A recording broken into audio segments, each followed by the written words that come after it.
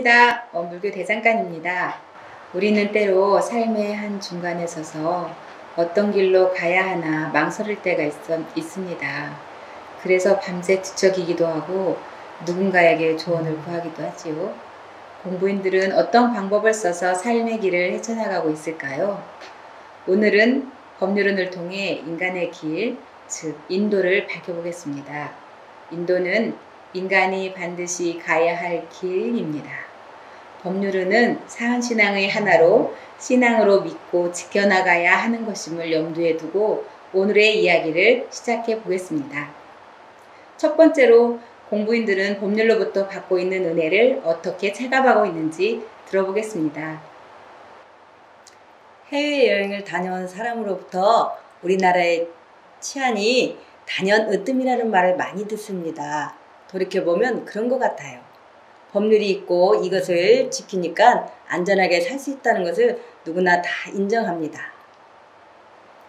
직장에서 시비가 생겼을 때 상방의 이야기를 들어보면 모두 자기 입장에서 상황을 설명하면서 상대방을 탓하더라고요. 이럴 때 해결이 원만하게 되려면 모두가 정의롭고 공정해야 될 것 같아요. 그러면 이제 다른 사람들이 그 결정을 따르게 되고 다시 조직이 원활하게 운영이 될 것 같습니다. 이것은 우리 사회의 법률이 인도 정의의 공정한 법칙에 기반해 있다는 것을 반증하는 것이라고 봅니다.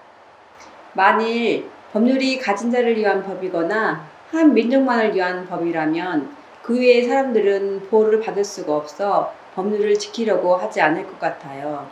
인도 정의한 공정한 법칙이기에 개인에 비치면 개인이 도움을 얻고 인도 정의한 공정한 법칙이기에 가정에 비치면 가정이 도움을 얻고 사회에 비치면 사회가 국가에 비치면 국가가 세계에 비치면 세계가 도움을 얻을 수 있을 것 같아요.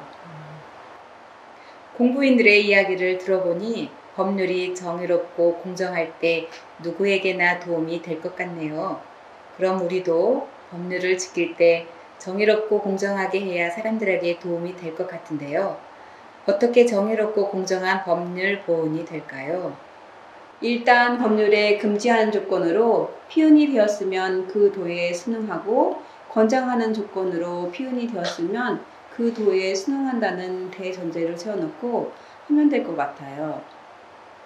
코로나 대응을 예로 들어보면 사람들이 많이 모이는 곳에 가지 말고 대중 집회를 하지 말고 외국 여행을 자제하는 등 금지하는 조건을 잘 지키고 마스크를 꼭 착용해라, 손을 비누로 씻어라, 열이 있으면 선별진료소 가서 검사를 받아라 등의 권장하는 조건을 잘 따랐더니 코로나 확산을 방지할 수 있었잖아요.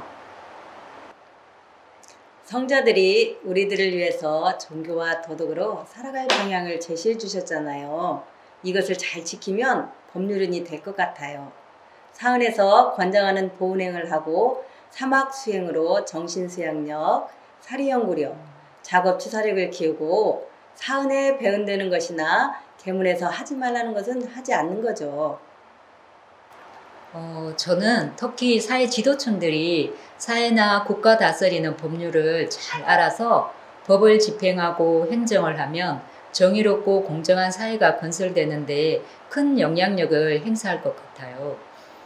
국민 누구에게나 자리이타가 되도록 하면 국민들이 그 사람을 잘 따를 것이고 또 그 법률을 잘 지키겠지요. 그런데 요즘 가만히 보면 지도층에서 정의와 공정함이 더 희미해져 가는 것 같아요. 자신이나 자기 집단의 이익을 위해 공공의 이익을 무시하고 한쪽으로 치우치는 모습을 보니 너무 안타깝더라고요. 다 같이 평화 안락한 세상을 만들어가라고 성자나 위대한 지도자들이 법률이라는 것으로 사람들이 살아갈 길을 만들어 주었는데 이것이 지켜지지 않으면 많은 사람들이 고통의 삶을 살게 되는 것 같아요. 정의와 공정성이 인도의 바탕임을 어릴 때부터 교육으로 가르쳐야 할 것 같아요. 대종사님도 개인, 가정, 사회, 국가, 세계를 다스릴 때 이것이 현실되도록 배우라고 하셨잖아요. 일을 처리해야 할 때마다 공정한 자리에서 정의인지 불의인지를 판단하여 정의행이 되도록 생활하는 것은 쉽지 않은 것 같아요. 하지만 행동 하나하나마다 인과의 이치가 작동되어 보은행을 하면 보은의 결과가, 배은을 하면 배은의 결과가 나타나는 거지요. 우리 공부인들은 어떤 부분에서 이런 경험을 하고 있는지 보은과 배은의 결과들을 중심으로 경험을 들어보도록 하겠습니다. 저는 가장 많이 위법하는 법률이 교통법규예요. 단속 카메라가 있는 곳은 조심을 하는데 그렇지 않는 곳은 위반을 하기도 해요. 법을 지키지 않으니 마음이 바로 알고 걸림이 생겨요. 때론 위반 과태료가 날아오기도 하죠.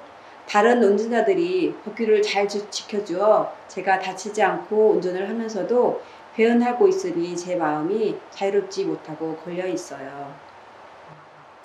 사회적으로 약속되어 있는 재활용 배출을 할 때 가끔 정의행을 할 것인가 아니면 부정의행을 할 것인가 기로해서요. 씻기 귀찮아서 팩이나 음료병을 그대로 버릴 것인지 말 것인지, 이것을 음식물 쓰레기로 분류할 것인지 말 것인지 등 쓰레기 분류할 때마다 시험을 치르는 것 같아요. 정해진 법대로 하면 시험에 들지 않을 텐데 제 욕심에 끌리니 제 인격이 떨어지는 점수를 받게 돼요. 최근에 인터넷으로 이제 물건 구매하는 건수가 많이 늘어났거든요. 이제 안마기를 인터넷에서 소개되어 있는 내용만 믿고 구매를 했는데 그 내용하고 성능이 완전 다른 거예요. 그래서 반품을 했거든요. 그 반품하는데도 시간이 걸리니까 다음부터는 이런 기계는 상점에 가서 그냥 사자는 생각이 들더라고요.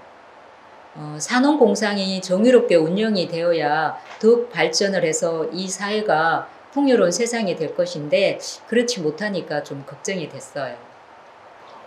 우리가 법률 보호를 하면 법률의 보호를 받아서 다시 없는 안락세가가 되는데 개인의 욕심에 끌려서 배은을 하게 되면 각자의 인격도 타락되고 세상도 질서가 문란해지는 것 같습니다. 법률 보호를 잘 하기 위한 방법을 짧게 한마디씩만 해주시겠습니까? 법률은 이란 텅 빈 일원상 자리에서 개인, 가정, 사회, 국가, 세계를 대하는 것입니다. 개인이나 단체를 대할 때 천지같이 텅 빈 자리에서 자리이타가 되도록 하면 정의가 바로 세워집니다. 법률은 각처에 다 작용이 되므로 구체적인 규칙을 배워서 알아야 하고 지키는 실행이 되어야 됩니다. 태어날 때부터 법률로 만들어진 사회 속에 살다 보니 그것이 은혜인 줄 모르고 살았던 것 같아요. 우리가 성자들을 존경으로 모시는 것처럼 이 세상을 다스리는 법률도 그 마음으로 대해야 할 것 같습니다. 다음 시간에는 사유 중에서 자령 양성을 공부해 보겠습니다.